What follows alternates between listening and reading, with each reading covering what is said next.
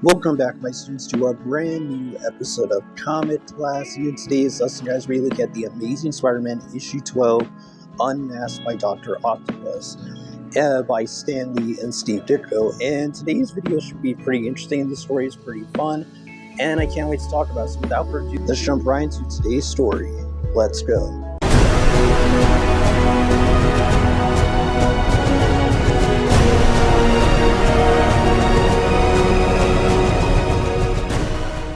So this story starts off with Dr. Octopus coming out of jail, basically, and going straight back into robbing banks and stuff like that.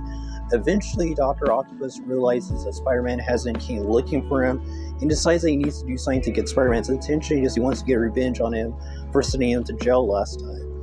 Now, we get to see that while Peter, Betty Brant, and J. Jonah Jameson are working at the Daily Bugle, they basically get attacked by Dr. Octopus, and he takes Betty Brant hostage. So leaving Peter and J. Jonah Jameson to basically figure out what to do, with Dr. Octopus basically telling Jonah to, send someone to take pictures of Spider-Man getting defeated by him. So that's how Peter gets to that area without anyone kind of figuring out that him and Spider-Man are the same person. And yeah, Peter eventually shows up, and him and Dr. Octopus get into a fight, and Betty Brant is able to escape. Now, during this battle, we get to see them kind of like throw hands at each other, and eventually Spider-Man is defeated and is unmasked in front of Betty Brant, J. Jonah Jameson, and police officers, and it turns out that it's Peter Parker. Now, Dr. Octopus kind of believes that this is all a farce, and that's why Spider-Man didn't really put up a fight, because Spider-Man's punches were not knocking out Dr. Octopus, which is very weird because Dr. Octopus knows that Spider-Man has super strength. Dr. Octopus is, a genius, so he knows something was up. And it turns out that Peter actually had some sort of like an illness. He was kind of sick, on this day, and that's why his spider powers were kind of going in and out. And yeah, Spider-Man apparently has that type of weakness, so when he gets sick, his powers kind of like go in and out or something like that. So he basically gets, scot-free from this, and Jonah and Betty and the officers basically think that he put on the suit just to fool Dr. Octopus and to save Betty Brant himself, basically. Kind of saving his identity in the process, because they don't believe that this is actually Spider-Man, because, his strength was all gone. So Dr.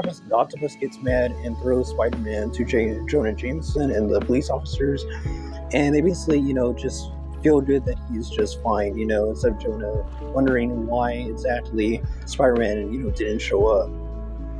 Even says that he wants to yell at Parker, but he won't do it because the police are there and doesn't want to make him look bad or something like that. We get to see, Peter getting taken care of by a doctor and Aunt May, and eventually he gets back to his normal self the next morning. He had like a 24-hour bug or something like that. So Dr. Octopus comes up with an idea to free some of the zoo animals that were in the nearby zoo, the New York Zoo, and Spider-Man has to round up these animals and save the civilians as well as the zookeepers from all these wild animals. Eventually, him and Dr. Octopus get into another fight, and this fight is pretty interesting. It has a lot of good choreography to it, especially for a 60s comic.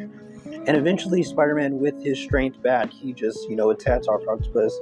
And eventually they go into like this type of place, this type of building, and their battle gets to at such a level that, there's fire that's erupting from explosions that were caused by their fight. And eventually a giant statue falls on top of Dr. Octopus, and he calls out for help for Spider-Man to not let him die here, but Spider-Man has to escape before he actually gets killed himself. And he escapes, using his web fluid and to create like some type of shield all over his body or something like that. And he's able to escape with his life, and he does believe that Dr. Octopus will get saved by the police and the fire department, and it does turn out that they were able to save Dr. Octopus. And he basically says that next time he fights, Spider-Man, it will be the end, you'll be able to beat him. And, the police officers basically just tease him, saying that, that's what he always says, and hopefully, he thinks this next time will be different, but we know that probably won't be the case. And the story ends with Peter basically telling, what's her name? Liz Allen, that, he doesn't really want to go on a date and that he has somewhere he needs to be or something like that. I think he says he has a date with Betty Brant or something. So it looks like they are dating after all, Betty Brant and Peter, which is really cool. And I think we saw that in the last issue, with her brother and that. If you remember last issue, I think they were already dating. And Liz actually says to Flash that they have treated him pretty bad.